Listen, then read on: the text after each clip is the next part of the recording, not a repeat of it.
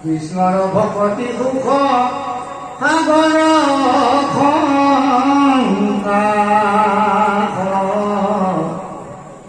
জ্ঞান কৰ্ম এৰি পৰা হৰিত বিশ্বাস এনে ব্ৰহ্ম লোক পৰ্যন্তে লৰণে হাত জানি ভবে তেৰি ভজা কৃষ্ণক খাত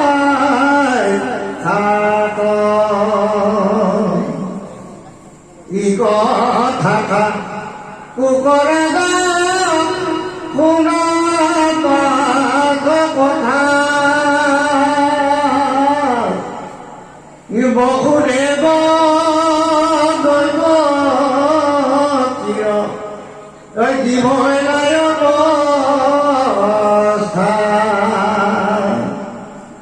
কৃষ্ণে পঠাই দিলা গেলে বাৰ্তা কহিবা গাৰো পথাৰথি বাছে গৈলা দ্বাৰকা এৰামে গোবিন্দৰ বিয়োগ বলৱাতি হুই চাৰি আছে বাট নৰ নাৰী ঊৰ্ধমুই এৰামে নুগুচয় হাত ফুট নিশ্বাস দুখত ধান দিলে হৈ ৰাখৈ প্ৰজাৰ মুখত হাহা বিধি কিবা আজি মিলাব এই অৱস্থা পতি পুত্ৰ জ্ঞাতি ৰখো নহো কিবা কথা এই বুলি গাড়ী খনে অইনে নৰে হৰ হৰি নিৰ নয় নৰপৰা পৰে আমি বিমংগল দেখি ৰাখ মাৰো কামতে বুল বাৰ্তা লয়া কৈতে আহি মিলিলা দালোক বিবৰ্ণ বদন দুখে নলৰে অৱস্থা দেখিয়া জানিল হবে কথান্তৰ কথা এই উগ্ৰহে নবসুদেৱে ইয়াকা দুখ ভাবে অপৰিহদাৰ মুখ গৈ দুহান্তৰ পাৱে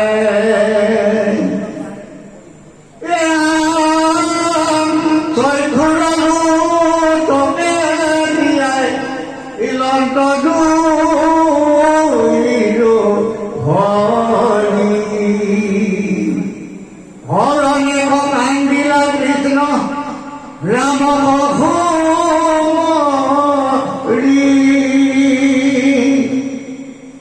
রামে বহুদেব দৈব দেখিয়া নাই হয়তো হবনে কিনো সুখ ইয়গনিও নাই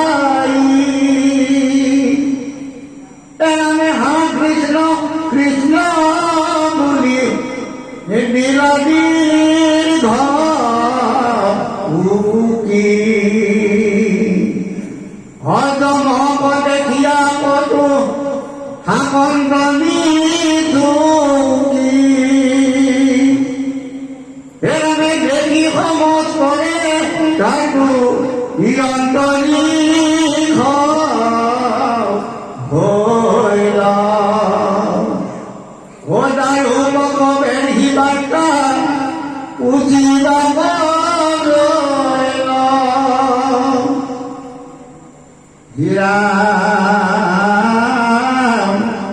কিবা অথন্তৰে কান্দা অতি কৰে কি ভয় লখাৰথি কথা কহিও সত্তৰে সন্ধুকি দাৰুকে উঠি সৰুতক মুখে হতে নিৰন্তন বিশ্বাসম নত মহাদুখে কি গহিব কথা মোৰ নহৰে হৃদয় অসমৰে মৰিলত বিৰহ মস্ত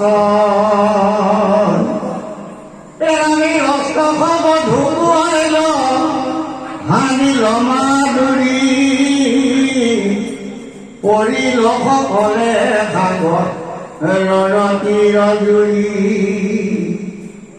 মিলিল সন্তাপ দেখি বংশৰ মিলা সমুধা স্ফুট কৰিবলো চাৰিলন্ত প্ৰাণ ভাগ্য ধৰিয়নে ককান দিলা দামোদৰে এই বন তপশিলা প্ৰভু ভূয়ায়ে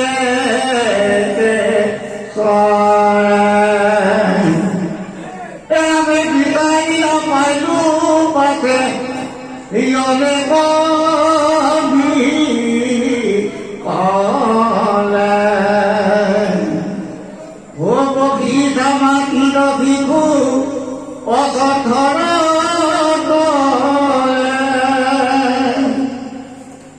আমি বিন্ধি আছে ঘৰ পাতে প্ৰভুৰ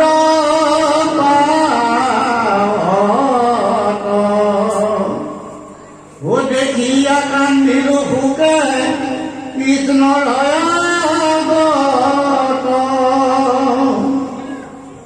আমি তৰ পাল তাই পঠাইলা বাৰ্তা কহিব লাগি অপ্ৰভু মই দিয়া আহিলো মই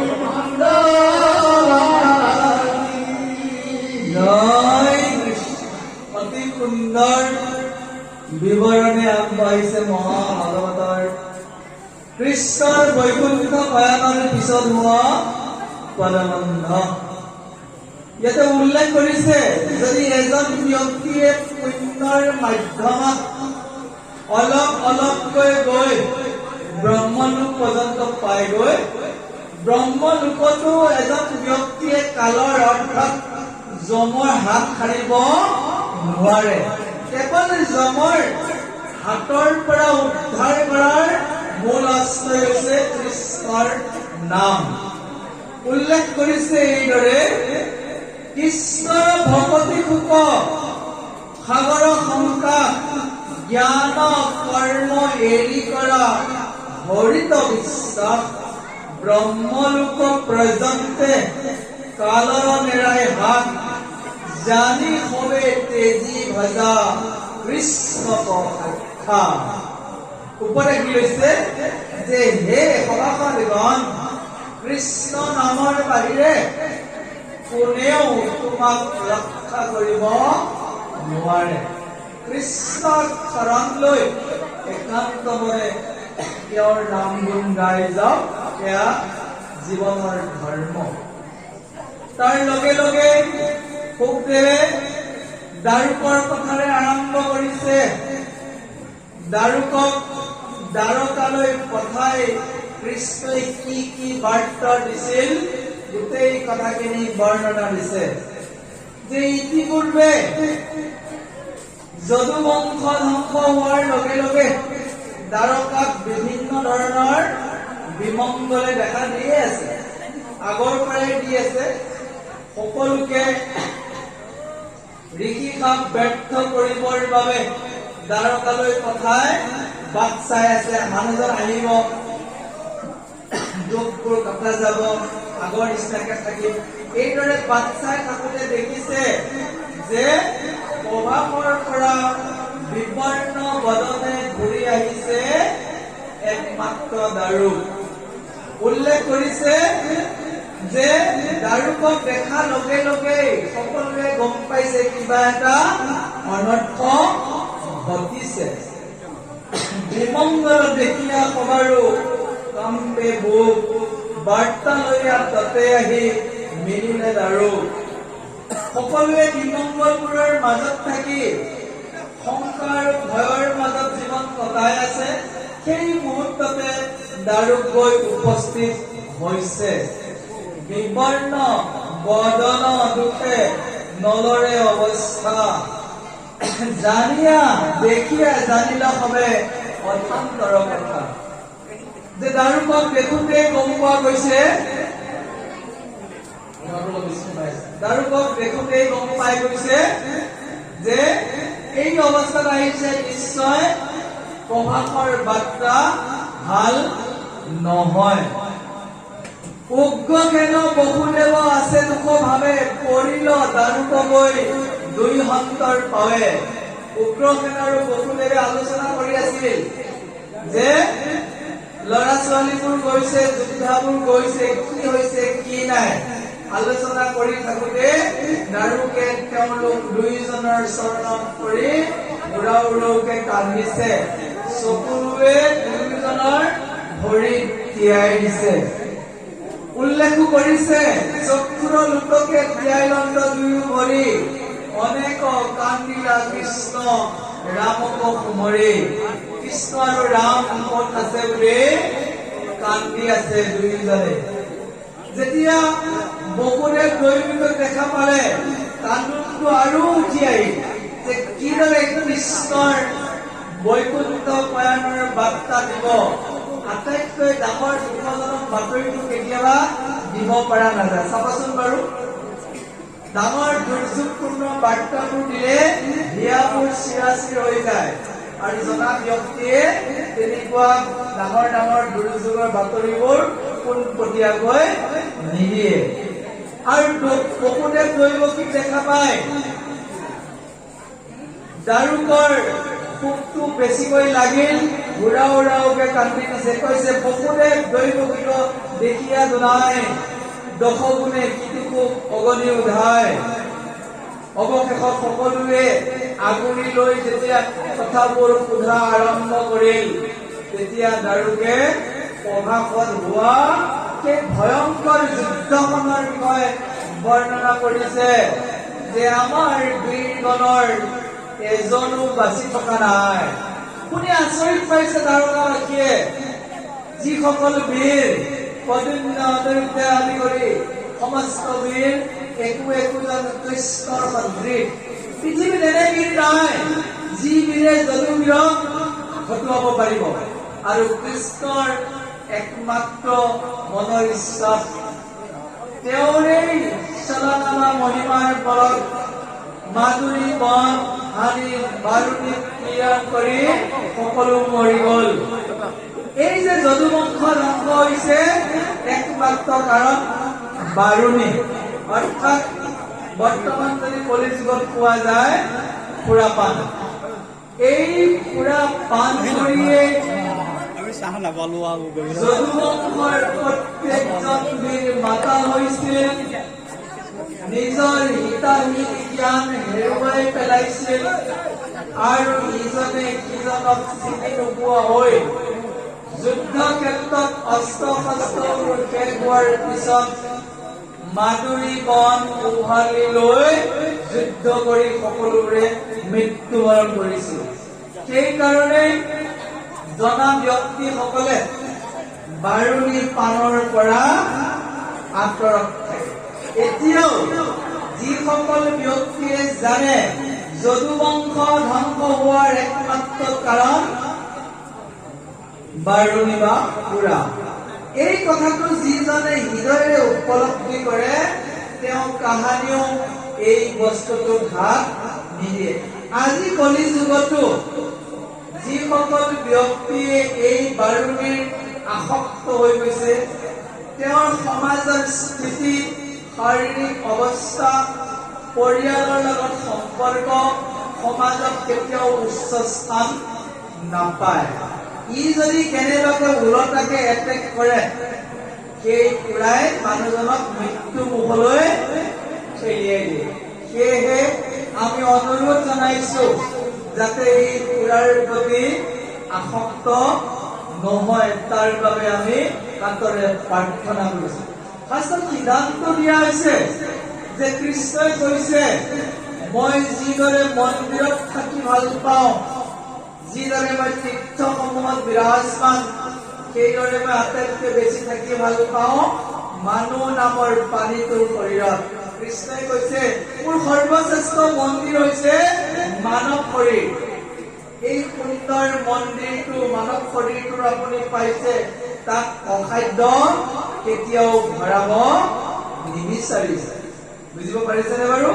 কৃষ্ণই কৈছে মই তীৰ্থত থাকি মন্দিৰত থাকি যিমান ভাল পাওঁ, আটাইতকৈ বেছি থাকি ভাল পাওঁ মই মানৱ শৰীৰত। আপোনাৰ হৃদয়ত, মোৰ হৃদয়ত, সমস্তৰে হৃদয়ত কৃষ্ণ আছে। সেই কৃষ্ণ থকা ঠাইটোত বেয়া বস্তুৰ কেতিয়াও প্ৰৱেশ হ'ব দিব নোৱাৰি। জানিবলগীয়া কথা ভাগৱতৰ বাৰ্তা। যিমানেই মন্দিৰ পৰিষ্কাৰ পৰিচ্ছন্ন কৰি ৰাখিব, আপোনাৰ জীৱনত সিমানেই উন্নতি জখলাত আগবাঢ়িব পাৰিব। সেইকাৰণে কৃষ্ণৰ ওচৰত শৰণ লোৱা ব্যক্তিসকলে অকল সুৰা পানেই নহয়, ৰাগিয়াল বস্তুবোৰৰ প্ৰতি অনীহা প্ৰকাশ কৰে। লাষ্টত উল্লেখ কৰিছে দাৰুকে শেষত ক'লে যে সুৰা পান কৰি মদামত্ত হৈ যদুবংশৰ ডাঙৰ ডাঙৰ বীৰবোৰে নিজৰ নিজৰ মাজতে যুদ্ধ কৰি মাধুৰী ধন হানি ইজনে সিজনক সকলোৱে প্ৰাণ ত্যাগ কৰা এই কৰুণ দৃশ্যটো দেখা পাই বলৰাম স্থিৰেৰে থাকিব নোৱাৰিলে। বলৰামেও বৈকুণ্ঠ প্ৰয়াণ কৰিলে। বলৰামৰ প্ৰয়াণটোৰ বিষয়ে অলপ উল্লেখ কৰিছে যে হস্ত হব ঢুকাইল হানিল মাধুৰী, পৰিল সকলে সাগৰৰ তীৰজুৰি, মিলিল সন্তাপ দেখি বংশৰ নিৰ্দান, মূৰ্ধচ ফুটা কৰি বলো চাৰিলান্ত পান। বলৰামে কেনেকে প্ৰাণত্যাগ কৰিছে সন্মুখতে দেখিছে ভাই ভাতৃবোৰে সুৰা পানত মতলীয়া হৈ ইজনে সিজনক হানাহানি কৰি সকলোবোৰ যেতিয়া মৃতদেহ হৈ পৰি গল, বংশৰ এই ধ্বংস দেখা পাই যোগাসনত বহি ছটা চক্ৰ তেওঁ ভেদ কৰিছে। মানুহৰ শৰীৰত বিশেষভাৱে ছটা চক্ৰ আছে। মূলাধাৰ, স্বাধিষ্ঠান, মণিপুৰ, এইদৰে কৈ আজ্ঞা চক্ৰলৈ ছটা স্থান আৰু মুদ্ৰাস্ফুটা কৰি বলৰামে প্ৰাণ ত্যাগ কৰিল। আৰু পিছত দামোদৰেও কি কৰিছে, যোৱাৰ সময় হৈ গল, ধুনীয়াকৈ চতুৰ্ভুজ ৰূপ ধাৰণ কৰি আছে আৰু জৰা বিয়াদে হৰিণা বুলি খৰ মাৰোতে তেওঁৰো ভৰিত খৰ লাগিছে।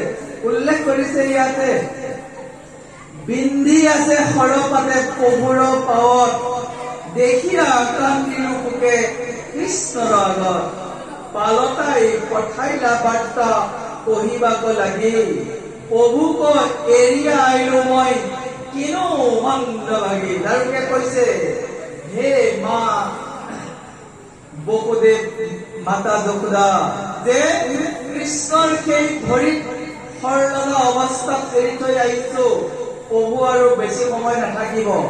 কাৰণ প্ৰভুৰ মহিমা ইতিমধ্যে দাৰুকেও বুজি আছিল যে তেওঁ আৰু দ্বাৰকালৈ ঘূৰি নাহে। কাৰণ বাৰ্তা দিবৰ বাবে দাৰুকক পঠাই দিছে। দাৰুকে নিশ্চিতভাৱে জানিছিল যে প্ৰভুক আৰু মই ঘূৰাই দেখা নাপাওঁ, কিন্তু মই মন্দ ভাগি বুলি হৃদয় ভঙা কান্দোনেৰে গোটেই দ্বাৰকাত ৰাউচি জুৰিছে। আৰু ইয়াৰ পিছত নিজৰ নিজৰ স্বামীসকলৰ মৃতদেহক বিচাৰি যি কৰুণ বৰ্ণনাৰে আগবাঢ়িছে মহাভাগৱতৰ পদছন্দ, আহক প্ৰভুজনৰ মিঠা কণ্ঠেৰে আমি নিষ্কাণেৰে শ্ৰৱণ কৰো। জয় কৃষ্ণ।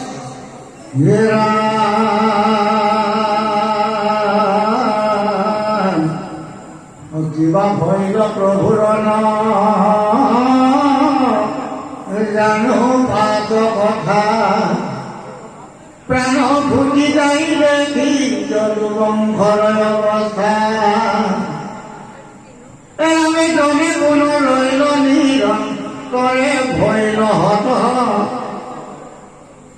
অকুলি ভোকে অগ্নি যেন লাগিল গাঁৱত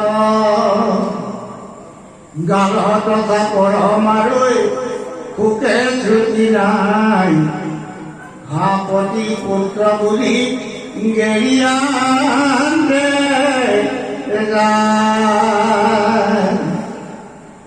আমি যমক দেখিয়া কত থাকন কথমতি পুত্ৰ পুত্ৰ বুলি কতো কান্দৈ মকমকি আমি পথতে কৰন্তে যাই ভোকে অগ্নি জ্বলে অতুলি ধৰি নেই বন্ধু বান্ধৱসকলে কটুহিয়ে হাতে মুঠি উঠি উঠি পৰে হাত আমি বুলি কতো কান্দন্তে লৰে এই মতে গয়া হবে দেখি পাতে এ সাগৰৰ মৃতকে দেহিয়া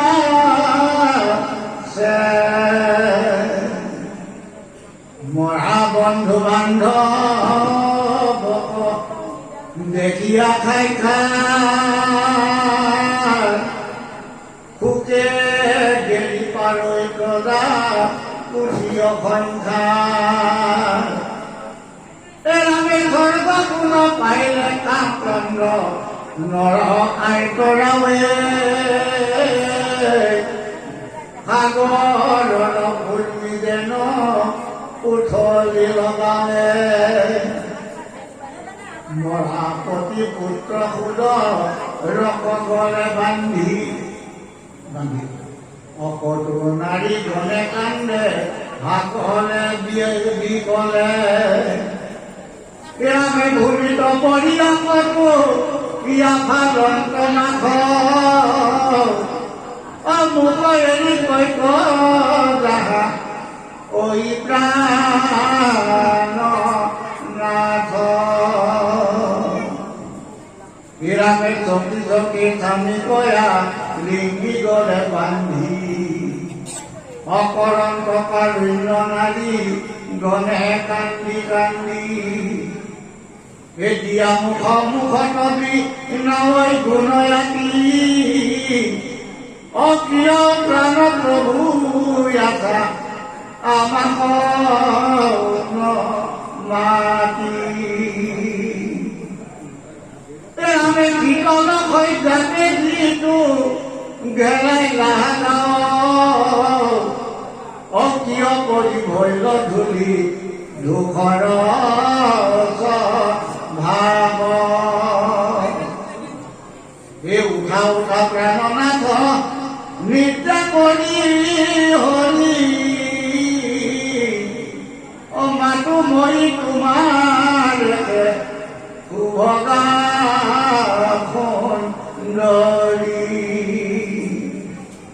এই বায়ু ধৰিয়া তাকিয় এই নলখাখ এই আগে খেলা নিলো আমি ভৈলো সৰ্ব নাশ এই কৈ কথা হৈ প্ৰাণ অতি গোপ কান্দৈ আইতৰাৱে হবে মৃতক দেহি মহাপুকে বহুদেৱ দৈৱকী ৰোহিণী ৰামক কৃষ্ণক বিচাৰ ৰিয়া ফুলৈ তিনি পুত্ৰ পুত্ৰ বুঢ়িয়া পাৰ উঠিয়াতি কৈত আশা দুয়ো বাপু আমাক মাতি এই শৰীৰ নখহে দয় তোৰ অগণি অদুখুনি দৈৱকী মাতো তোমাৰ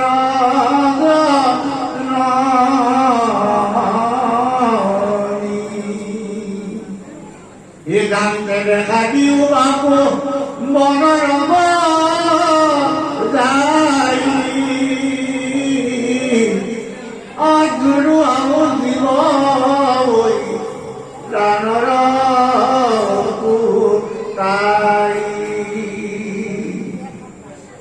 পাপী কণ্ঠে মাৰিলে প্ৰথমে থয় তোৰ মুখ দেখি বাস ৰিলক্ষিত শোক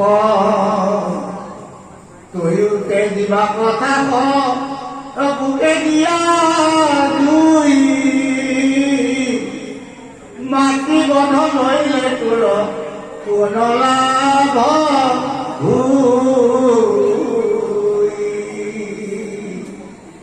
বৃদ্ধ পিতৃ মাতৃক ধৰিয়াই অনাথিকি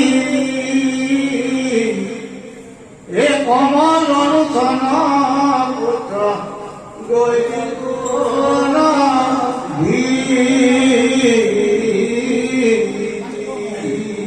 জয় কৃষ্ণ। অতি দুখপূৰ্ণ বিৱৰণ।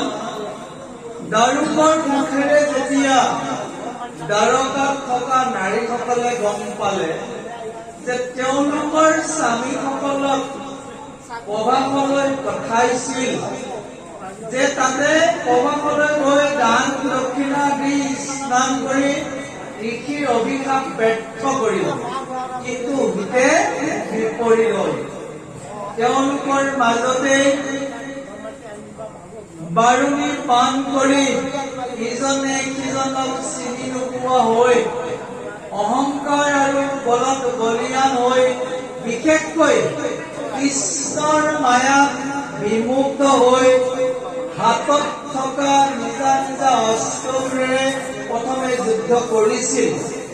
পিছত অস্ত্ৰবোৰ যেতিয়া বেয়া হৈ গৈছিল, কাম নকৰা হৈ গৈছিল, ঋষিৰ অভিশাপৰ ফলত সেই প্ৰভাসৰ পাৰত থকা মাধুৰী বনবোৰ তেওঁলোকে উভালি লৈছে।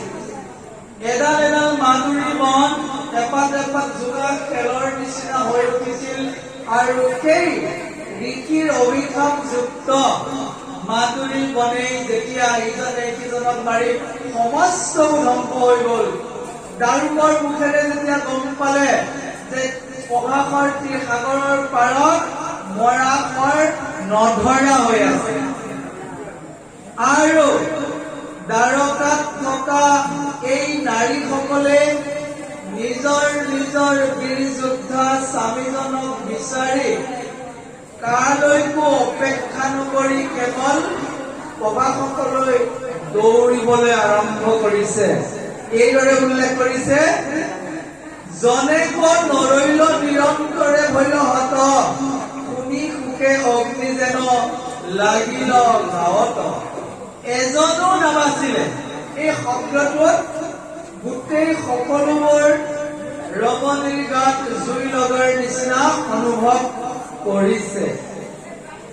হাঁহ প্ৰতি পুত্ৰ বুলি গেৰিয়াতে যায়, গালত চাপৰৈ মাৰে পোকে চুটি নাই। যমক দেখিয়া তই কতো কাকান্ত থমকে, পুত্ৰ পুত্ৰ বুলি কতো কান্দৈ মুখমুখি। সুন্দৰ বিৱৰণ। মাকে বিচাৰি গৈছে পুত্ৰক, স্ত্ৰীগৰাকীয়ে বিচাৰি গৈছে নিজৰ স্বামীজনক, যে যিমান পাৰে কেৱল দৌৰিছে সাগৰৰ পাৰলৈ, প্ৰভাসৰ তীৰলৈ, য'ত পৰি আছে তেওঁৰ নিজৰ স্বামী আৰু পুত্ৰৰ মৃতদেহ। কতো সিয়ে হানে মুঠি উঠি উঠি পৰে, হাঁহ স্বামী বুলি কতো কান্দন্তে লয়। এই মতে গয়া সবে দেখিলে কক আছে সাগৰৰ তীৰত মৃতকে মেলি আছে। গৈ দেখি আচৰিত, গোটেই সাগৰৰ পাৰ তেজেৰে ৰঙালী হৈ আছে। কাৰোবাৰ হাত নাই, কাৰোবাৰ ভৰি নাই, কাৰোবাৰ মুণ্ড নাই। সেই মৰাশৰবোৰৰ মাজত নিজৰ নিজৰ পুত্ৰ, স্ত্ৰী, কুটুম আৰু নিজা নিজা পতিক বিচাৰি তেওঁলোকে হাবা ধৰি খাইছে। তেওঁলোকে ইমান কান্দোল কৰিছে, সেই নাৰীসকলৰ কান্দোল হেনো স্বৰ্গলোক পাইছিলগৈ। ভাগৱতে উল্লেখ কৰিছে, স্বৰ্গকো নপাইলে কন্দনৰ আৰ্ত ৰাৱে, সাগৰৰ উৰ্মি যেন উথলিল ৰাৱে। মৰা পতি পুত্ৰ সুদৰক বান্ধি গলে, কতো নাৰী গণে কান্দে হাকলে বিকলে। যি বংশত স্বয়ং শ্ৰীকৃষ্ণই জন্মগ্ৰহণ কৰিছিল, সেই যদু বংশতে নাৰীসকলৰ এয়া অৱস্থা, নিজৰ পিতৃসকলৰ এয়া দুৰৱস্থা। ইয়াৰ জৰিয়তে গম পোৱা যায়, হে সভাসদগণ, হে নৰনাৰীসকল, যে আমি সেই প্ৰভু ভগৱন্তৰ নাম যদি নলওঁ, তেওঁৰ ওচৰত যদি শৰণাপন্ন নহওঁ, তেওঁৰ বংশটোৰে এই দুৰৱস্থা, আমাৰ আৰু কি অৱস্থা হ'ব পাৰে তাৰ এটা নিৰ্দেশ দিছে। এইদৰে বিভিন্ন বিৱৰণৰ মাজেৰে যাওঁতে যাওঁতে বিশেষকৈ দৈৱকী আইৰ দুখৰ কথা বিৱৰণ দিছে। দৈৱকীয়ে বিচাৰি ফুৰিছে ৰাম আৰু কৃষ্ণ, দুয়োজনকে বিচাৰি পোৱা নাই। কান্দিছে দৈৱকীয়ে যে ইতিমধ্যে কংসই মোৰ বুকু খুদা কৰি 6টা পুত্ৰক এটা এটা কৰি মাৰি পেলাইছিল। পিছত তোমাৰ মুখ দেখা পাই মই সান্তনা লাভ কৰিছিলো। আজি কিন্তু এই দুখৰ সময়ত তোমাক বিচাৰি পোৱা নাই বুলি দৈৱকী আয়ো প্ৰবাসৰ তীৰত হিয়া ধাকৰি কান্দিছে। এই বুলি দিছে যে পাপী কংসে মাৰিলে প্ৰথমে চয়পোক, তোৰ মুখ দেখি পাহৰিলো সিটো পোক। তয়ো তেজী বাকচাপ বুকে দিয়া জয়ী, মাতৃবধ লৈলে তোৰ কোন লাভ হৈ। কৃষ্ণক অজানভাৱে গালি দিছে যে হে কৃষ্ণ, তোমাৰ মুখখন এখন টেকলৈ নেদেখিলে মই থাকিব নোৱাৰো, আৰু আজি তুমি মোক এবাৰো দৰ্শন দিয়া নাই, তোমাৰ মুখে মোক আগুৰি ধৰিছে। এইদৰে দৈৱকী মাতৃও হিয়া ধাকৰি কান্দিছে।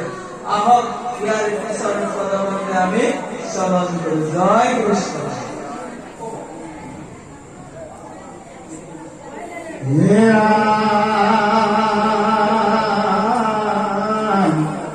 মৰিল বংশ দেখি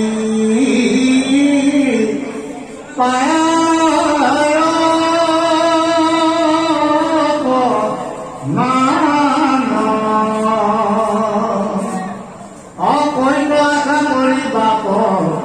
কৃষ্ণ মোৰ কাণ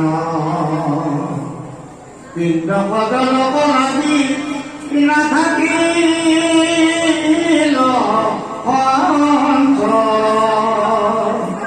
হয়ে ভূপ্ৰাণ পুতাই তই আমাক বঞ্চ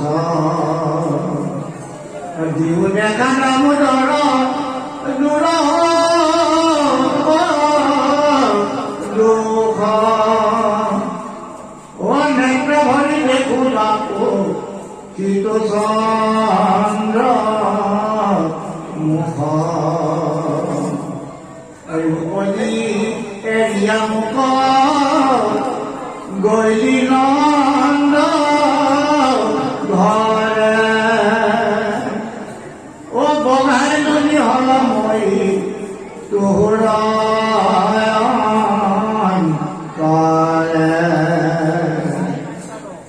আমি পাপী কংসে নানা দুখ দিলা বন্দী কৰি মুখে দাস দিও গুণানো মই দিয়ে ভোক ওলাই মাত মুখ মানৱ তাই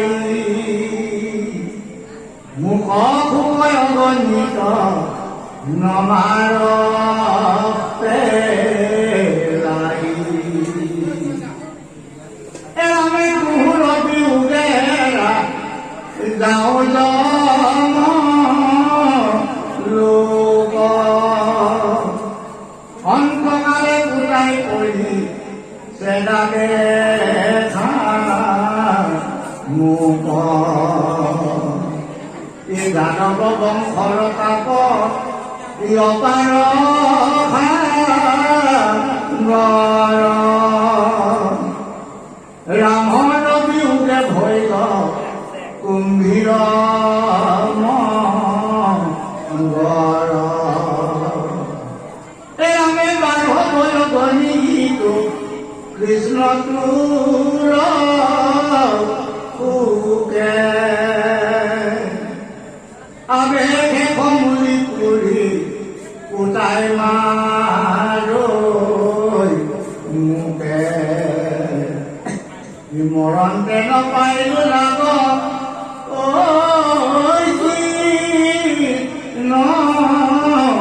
বাপ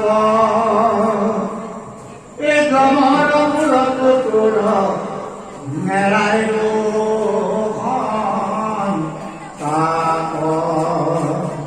সুন্দৰভাৱে দৈৱকী মাতৃৰ মনৰ বিৱৰণ উল্লেখ কৰিছে। দৈৱকী মায়ে কান্দিছে যে হে কৃষ্ণ, জন্মৰ লগে লগে তুমি মোক এৰি থৈ গলা। ডাঙৰ দীঘল হৈছিলা তুমি নন্দৰ গৃহত।